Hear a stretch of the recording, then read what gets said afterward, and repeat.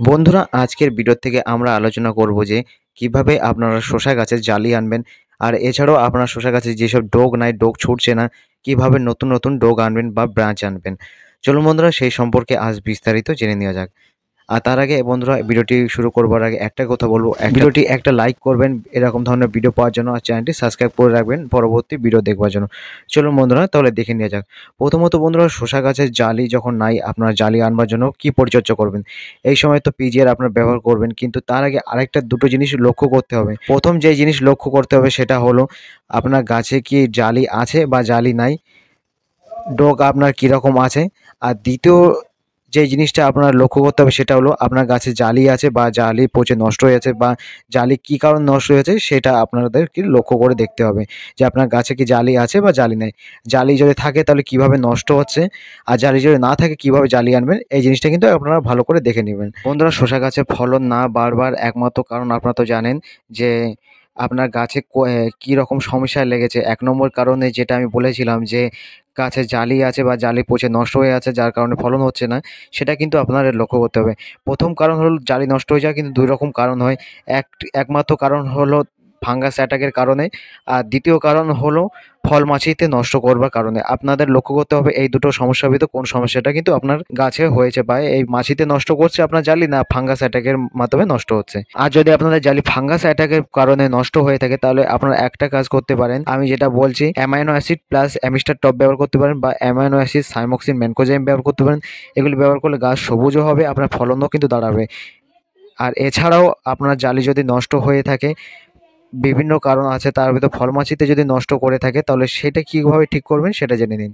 চুষি পোকাও কিন্তু নষ্ট করে, সাদামাছি বা চুষি পোকাতেও কিন্তু জালি নষ্ট করে। তাহলে আপনারা এর ভিতরে একটা কাজ করবেন, এগুলি মারবার জন্য আপনারা অ্যাসাটাপ নিয়ে নেবেন। বন্ধুরা, অ্যাসাটাপ দিলে কিন্তু সমস্ত প্রকার পোকা চলে যায়। এই অ্যাসাটাপ ব্যবহার করবেন, ওড়া পোকা, চুষি পোকা বা হালকা সবুজ পোকা সবই চলে যাবে কিন্তু অ্যাসাটাপে। এই অ্যাসাটাপ ব্যবহার করুন। আর এর সাথে সাথে যেসব আপনার ফল মাছিতে নষ্ট করে দিচ্ছে বিন্ধি পোকা, ঠিক আছে, সেই তার জন্য আপনারা যেটা করণীয় সেটা হলো লুফস বা মনোকোটোফস 30% এল, এটা ব্যবহার করবেন।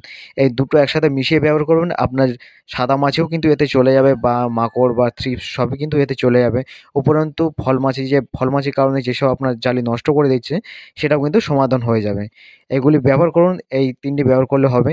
আর আমি যে ভিটামিনগুলো ব্যবহার করার কথা বলছি, এগুলি ব্যবহার করলেও কিন্তু আপনার জালি পোড়া নষ্ট হবে, উপরন্তু নতুন নতুন জালি আসবে কিন্তু। আর তারপরে এবার আসছি আমরা কিভাবে এই গাছে আপনারা জালি আনবেন, বা প্রচুর জন্য ফুল জালিতে ভরে যায়, অসংখ্য ফুল জালিতে ভরে যায়, সে সম্পর্কে আজ আমরা জেনে নেব।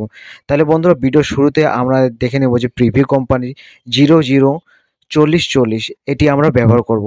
এটি ব্যবহার করলে কি আছে, এটি এনপিকে অ্যামাইনো অ্যাসিড আছে, এছাড়াও অনেক কিছু মাইক্রো নিউট্রিয়েন্টস আছে, যেগুলো ব্যবহার করলে আপনার গাছের খুবই দ্রুত গতিতে বড় হবে গাছ।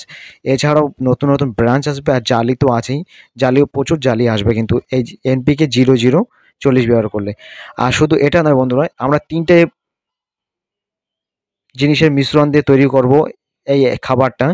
আর একটা গাছের খাবার দিয়ে দেবো এর সাথে সাথে, এটি হলো ক্যালসিবি। বন্ধুরা, ক্যালসিবি নিয়ে কিন্তু আমি আগেও আলোচনা করেছি, আর এখন এই ওয়েদারে যদি ব্যবহার করা হয় ক্যালসিবি, এর কাজ কিন্তু খুব খুব ভালো হবে।